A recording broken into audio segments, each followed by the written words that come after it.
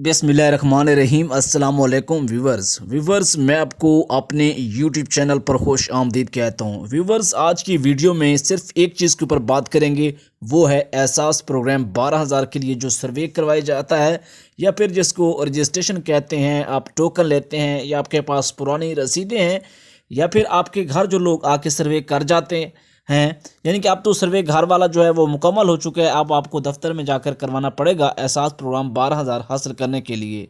उससे पहले कि आपने अभी तक हमारे इस यूट्यूब चैनल EDU ट्रेनिंग को सब्सक्राइब नहीं किया तो सब्सक्राइब करें। घंटी को दबाकर कुछ सवाल है तो नीचे कमेंट ज़रूर करें। आपके सवालों के अगर जवाब नहीं देते लेकिन हम उनको रीड करते हैं, पढ़ते ज़रूर हैं, उन्हीं के मुताबिक ही वीडियोस बनती हैं।